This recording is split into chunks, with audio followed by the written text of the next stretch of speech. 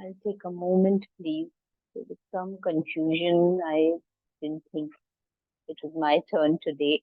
I'm just opening the book.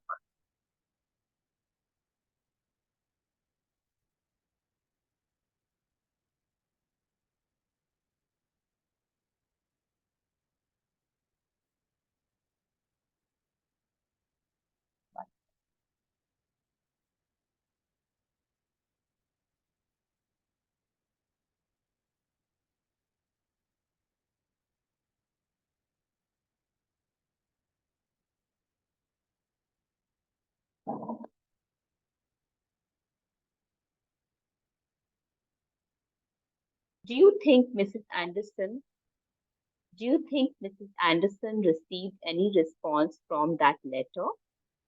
Please tell me if you've read this yesterday.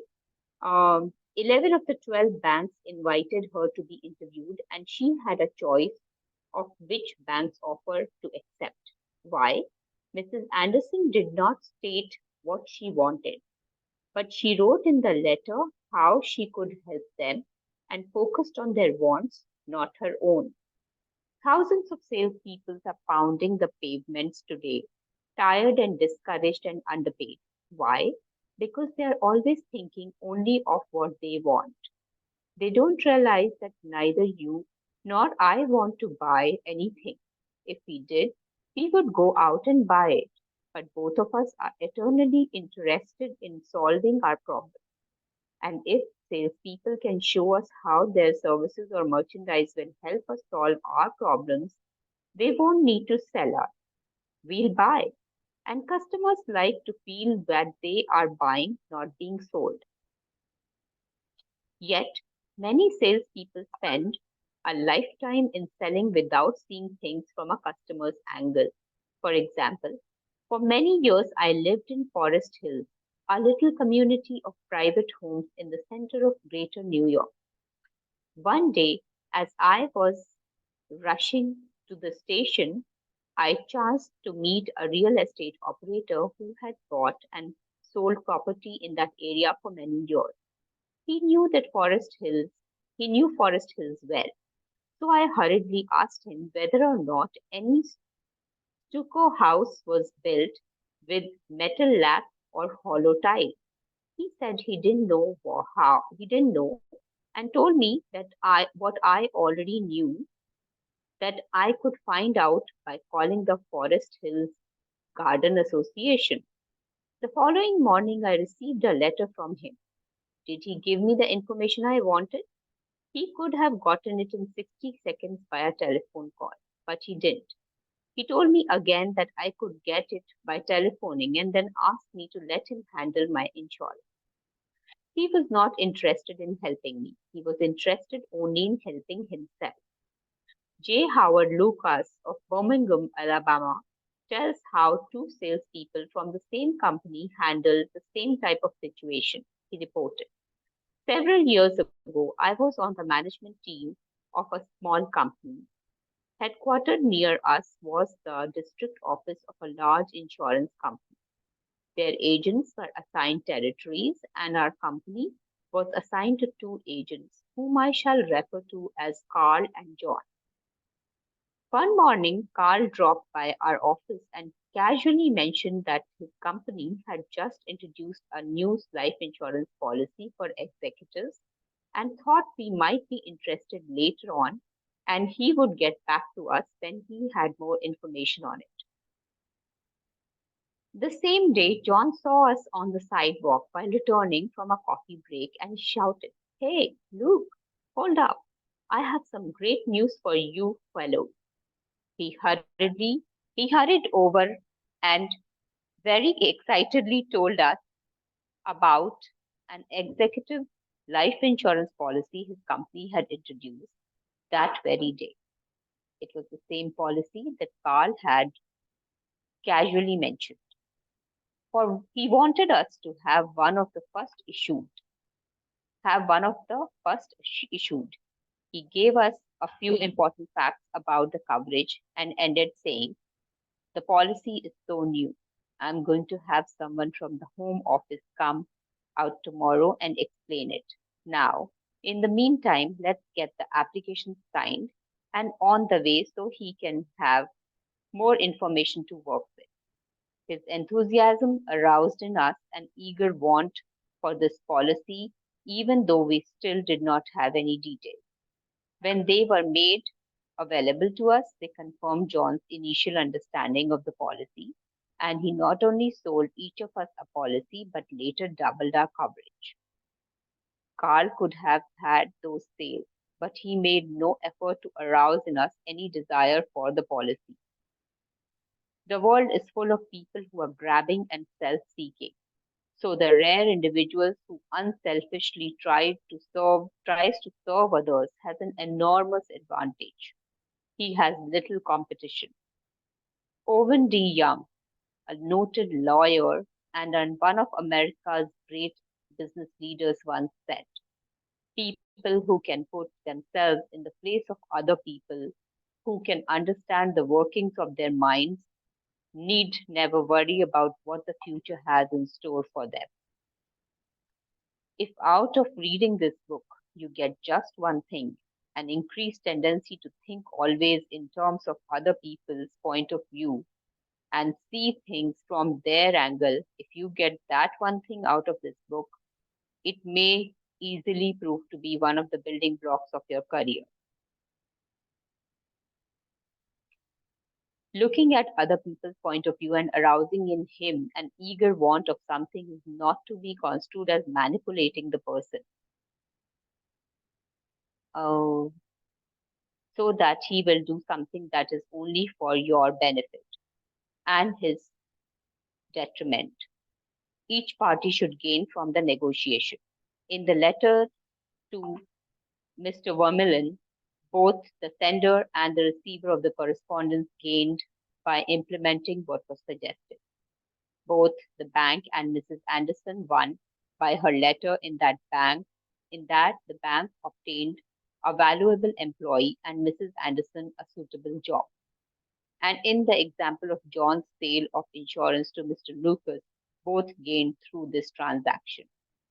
Another example in which everybody gains through this principle of arousing an eager want comes from Michael E. Whiddon of Warwick, Rhode Island, who is a territory salesman of the Shell Oil Company.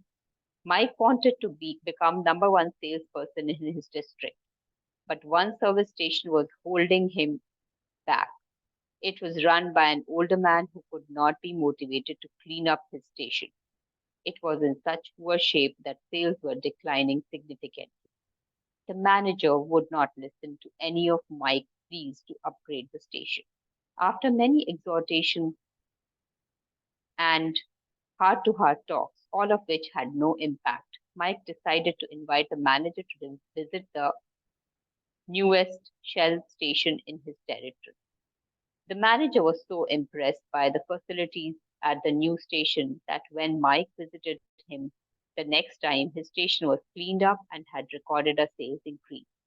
This enabled Mike to reach the number one spot in his district.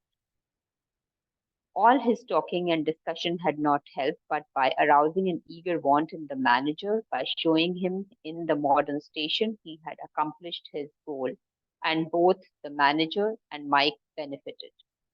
Most people go through college and learn to read Virgil and master the mysteries of calculus without ever discovering how their own minds function. For instance, I once gave a course in effective speaking for the young college graduates who were entering the employ of the Carrier Corporation, the largest air conditioner manufacturer. One of the participants wanted to persuade the others to play basketball in their free time, and this is about what he said. I want you to come out and play basketball. I like to play basketball, but the last few times I have been to the gymnasium, there haven't been enough people to get up a game. Two or three of us get to throwing the ball around the other night, and I got a black eye. I wish all of you would come down tomorrow night. I want to play basketball. Did he talk about anything you want? You don't want to go to a gymnasium that no one else goes to, do you? You don't care about what he wants. You don't want to get a black eye. Could he have shown you how to get the things you want by using the gymnasium? Surely. More pep, more pep, keener edge to the appetite, clearer brain, fun, games, basketball. To repeat Professor Overstreet's wise advice, first arouse in the other person an eager want. He who can do this has the whole world with him. He who cannot walks the lonely way. One of the students in the author's training course was worried about his little boy. The child was underweight and refused to eat properly. His parents used the usual method. They scolded and nagged. Mother wants you to eat this and that. Father wants you to grow up to be a big man. Did the boy pay any attention to these pleas? Just about as much as you pay to one fleck of sand on a sandy beach. No one with a trace of horse sense would expect a child 3 years old to react to the viewpoint of a father 30 years old.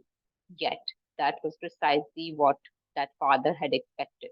It was absurd. He finally saw that. So he said to himself, what does that boy want? How can I tie up what I want to what he wants? It was easy for the father when he started thinking about it. His boy had a tricycle that he loved to ride up and down the sidewalk in front of the house in Brooklyn. A few doors down the street lived a bully, a bigger boy who would pull the little boy off his tricycle and ride it himself.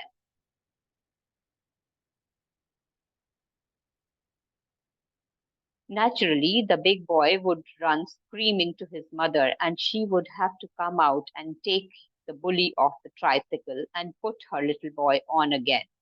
This happened almost every day. What did the little boy want? And it didn't take a Sherlock Holmes to answer that one. His pride, his anger, his desire for a feeling of importance, all the strongest emotions in his makeup, goaded him to get revenge, to smash the bully in the nose.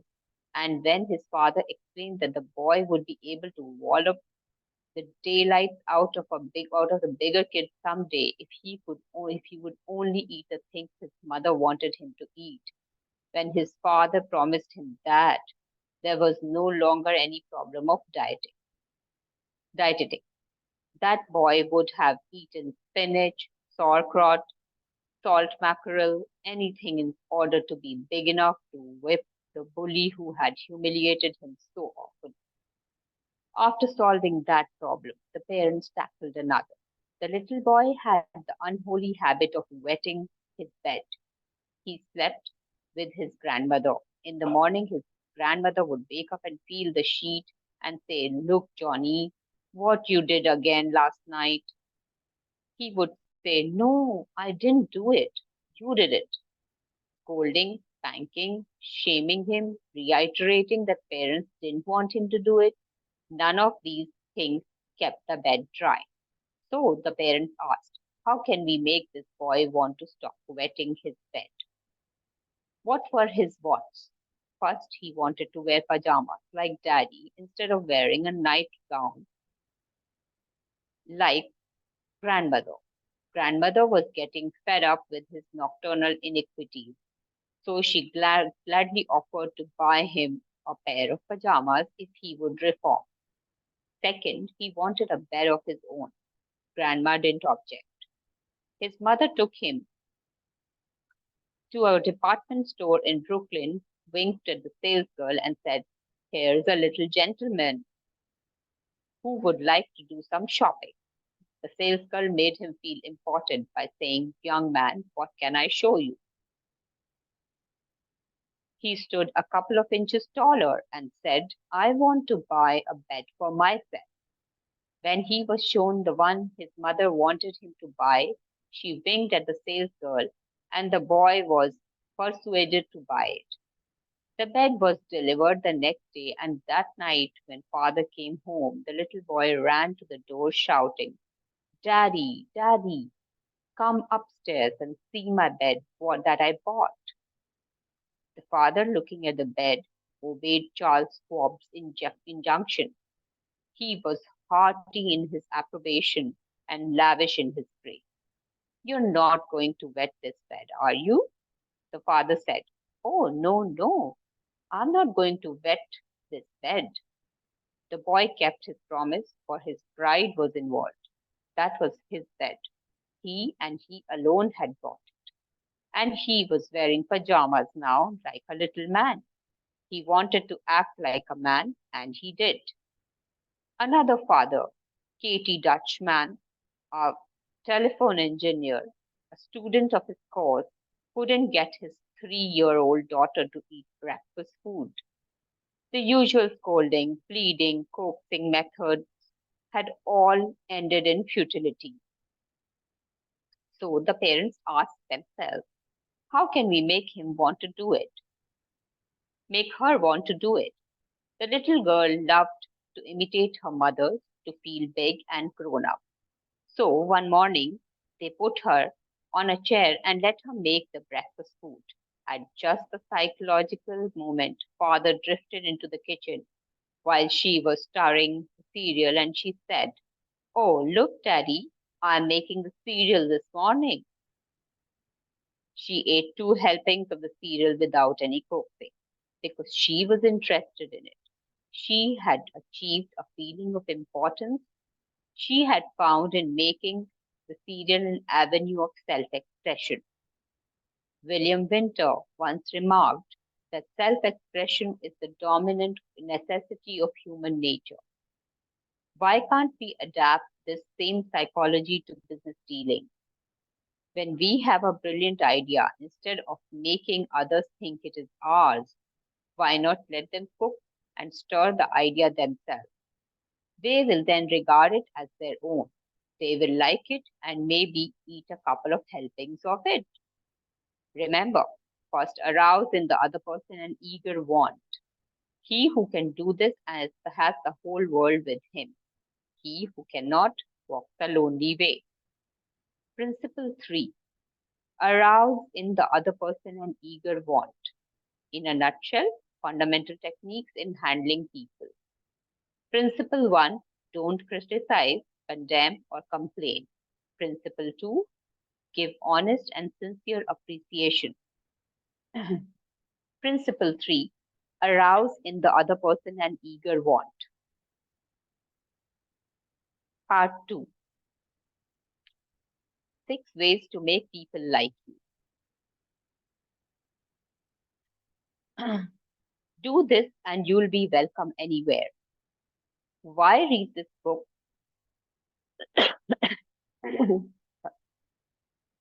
To find out how to win friends. Why not study the technique of the greatest winner of friends the world has ever known? Who is he? You may meet him tomorrow coming down the street. When you get within 10 feet of him, he'll begin to wag his tail. If you stop and pat him, he will almost jump out of his skin to show you how much he likes you. And you know that behind this show of affection on his part, there are no ulterior motives. He doesn't want to sell you any real estate and he doesn't want to marry you. Did you ever stop to think that a dog is the only animal that doesn't have to work for a living? A hen has to lay eggs, a cow has to give milk, and a canary has to sing. But a dog makes his living by giving you nothing but love. When I was 5 years old, my father bought a little yellow-haired pup for 50 cents. He was the light and joy of my childhood. Every afternoon about 4:30, he would sit in the front yard with his beautiful eyes staring steadfastly at the path. And as soon as he heard my voice or saw me swinging my dinner pail through the buckbrush, he was off like a shot, racing breathlessly up the hill to greet me with leaps of joy and barks of sheer ecstasy. Tippy was my constant companion for 5 years. Then one tragic night, I shall never forget it. He was killed within 10 feet of my head, killed by lightning. Tippy's death was a tragedy of my boyhood. You never read a book on psychology, Tippy. You didn't need to. You knew by some divine instinct that you can make more friends in 2 months by becoming genuinely interested in other people than you can in 2 years by trying to get other people interested in you. Let me repeat that. You can make more friends in 2 months by becoming interested in other people than you can in 2 years by trying to get other people interested in you. Yet, I know and you know people who blunder through life trying to wig-wag other people into becoming interested in them. Of course, it doesn't work. People are not interested in you. They are not interested in me. They are interested in themselves. Morning, noon, and after dinner. The New York Telephone Company made a detailed study of telephone conversations to find out which word is the most frequently used. You have guessed it. It is the personal pronoun I. I. I. It was used 3,900 times in 500 telephone conversations. I. I. I. I. When you see a group photograph that you are in, whose picture do you look for first?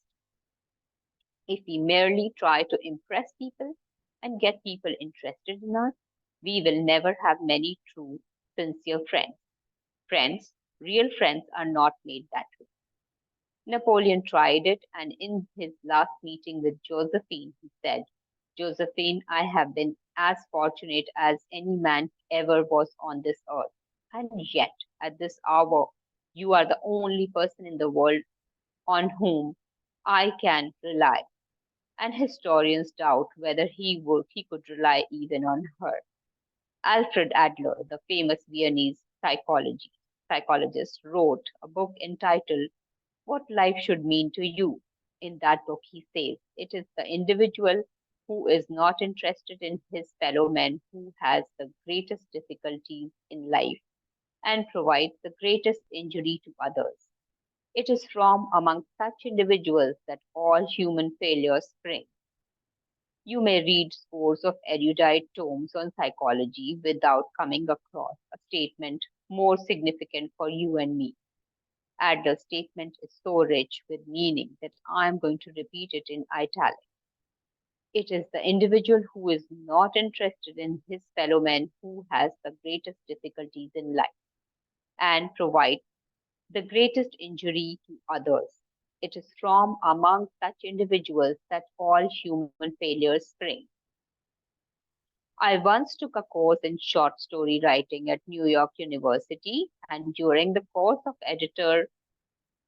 editor of a leading magazine talked to our class. He said he could pick up any of the dozens of stories that drifted across his desk every day.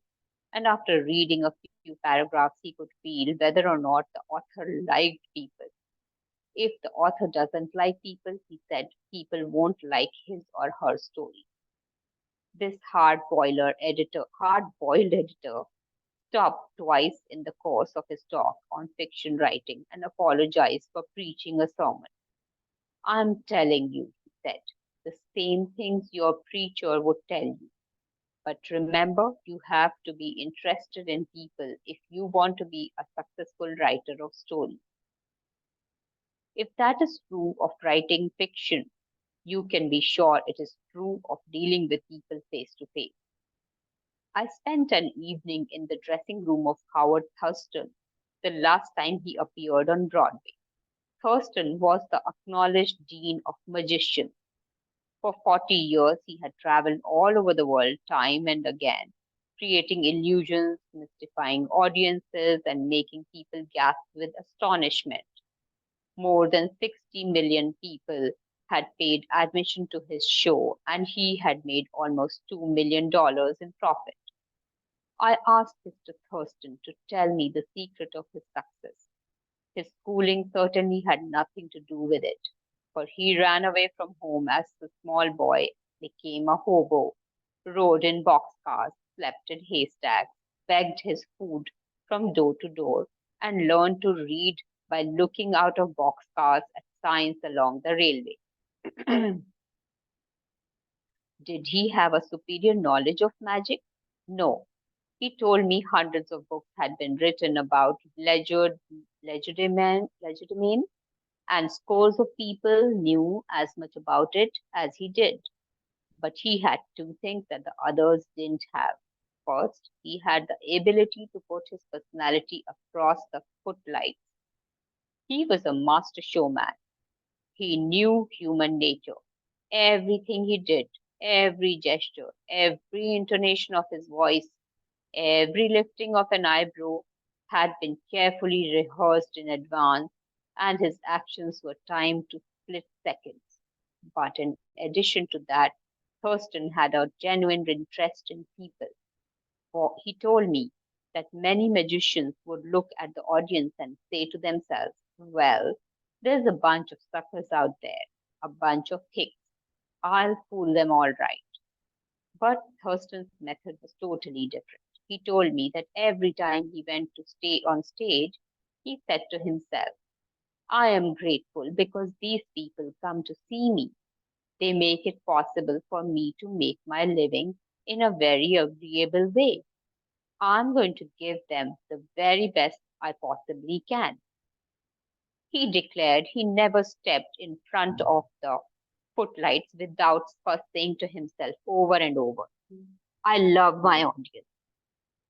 I love my audience. Ridiculous? Absurd?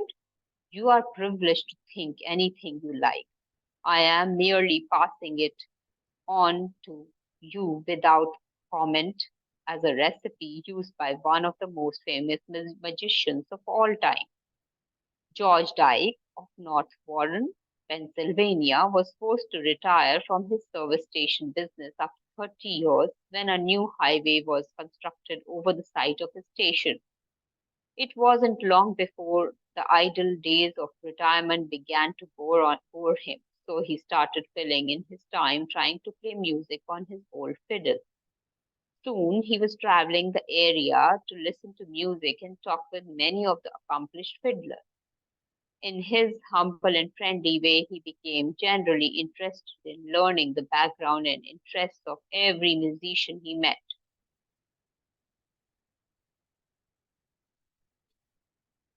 Although he was not a great fiddler himself, he made many friends in this pursuit. He attended competitions and soon became known to the country music fans in the eastern part of the United States as Uncle George, the fiddler scraper from Kinzua County. When we heard Uncle George, he was 72 and enjoying every minute of his life. By having a sustained interest in other people, he created a new life for himself at a time when most people consider their productive years over. That, too, was one of the secrets of Theodore Roosevelt's astonishing popularity. Even his servants loved him. His valet, James E. Amos, wrote a book about him entitled Theodore Roosevelt, Hero to His Valet. In that book, Amos relates this illuminating incident. My wife one time asked the president about a bob white. She had never seen one, and he described it to her fully. Some time later, the telephone at our cottage rang.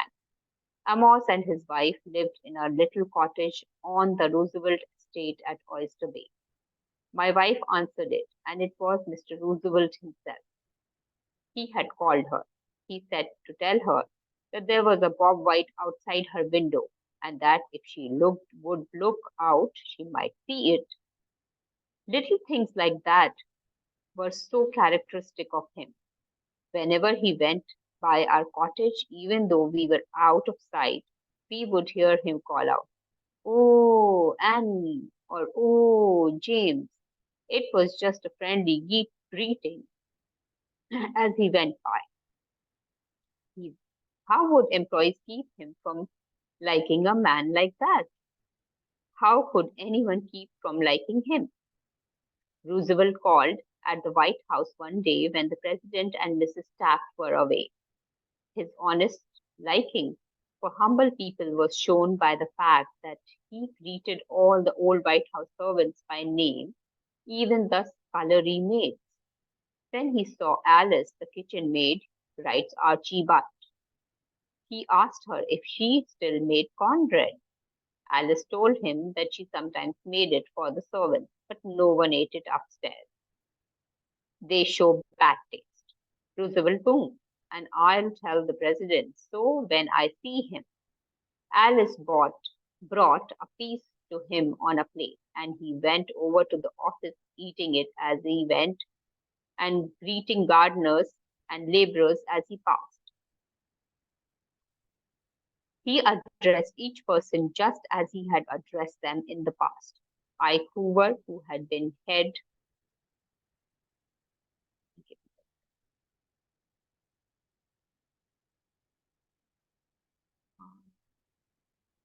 one sec, please.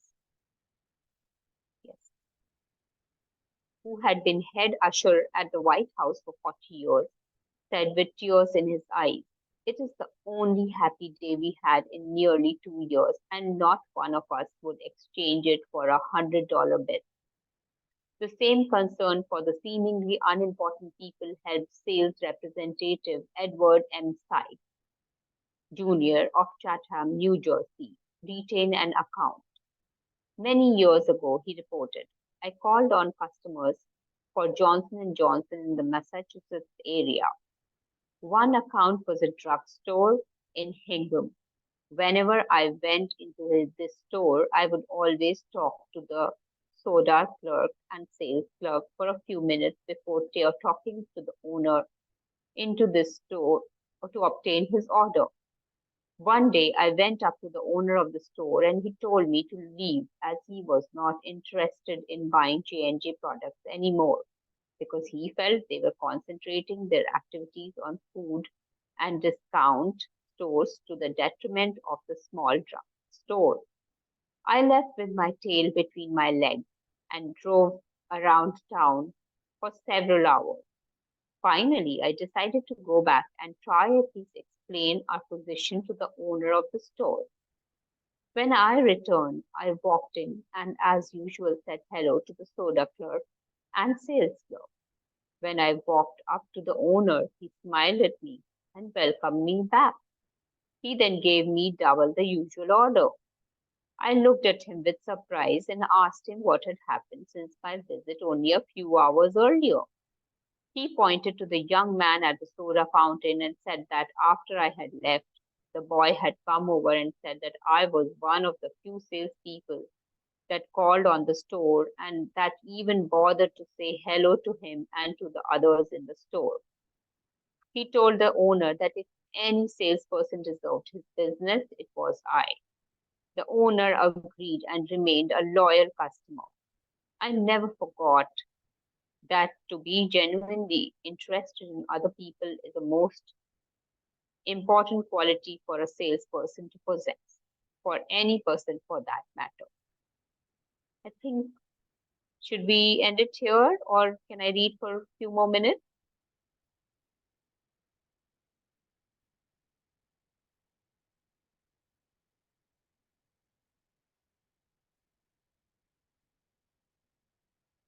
Um, should we end it here?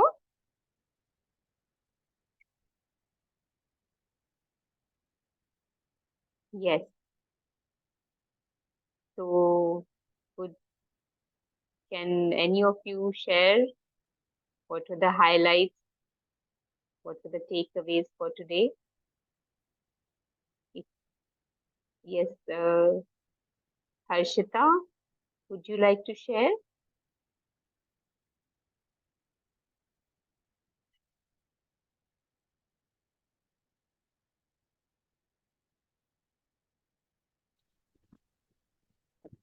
Hello, ma'am. Yes. Hi. I would like to take self-expression as today's takeaway from the book Yes. because if someone does something interestingly, then it adds 100% value to their work. If if they are not interested in the work, it doesn't make any sense. So self interest and self expression. I think interest, your one's own interest in whatever they are doing, Yes. is very important, is very essential in what you got. Yeah. Taranjeet, would you like to share? Good evening, everyone. What I can understand from this is like if you know how to communicate and how to understand the other people's want, it is easier for you to make them work what you want. Yes. It becomes easier if I know that yes, she likes reading, and then I ask her that yes, this is what she is wanting, and then I help her to do that. That would be even more interesting. So she would love to do it. Yeah. The example of the small children was really very good, where like if we take in our own houses also, we keep on coaxing the children to eat food, and it is so very easy that yes, do this work, and they will be themselves interested to do something like that. True. And it's a genuine interest in that. Yes.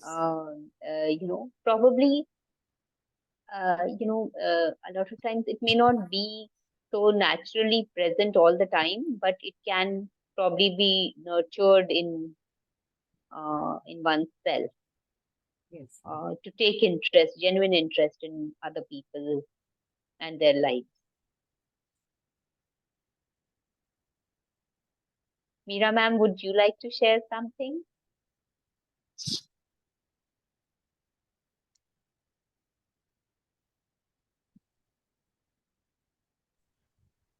Yeah, so I think, Actually, I'm Sandhya here. Okay, yeah, hi. hi, hi. Yeah, I think I'll just let it go today. Surely, Yeah. surely. Yes. So we'll see you all tomorrow. Thank you for joining in. Good night. Thank you so much Good for night. reading for me. It's my Thank pleasure. you, ma'am. Good night. Good night.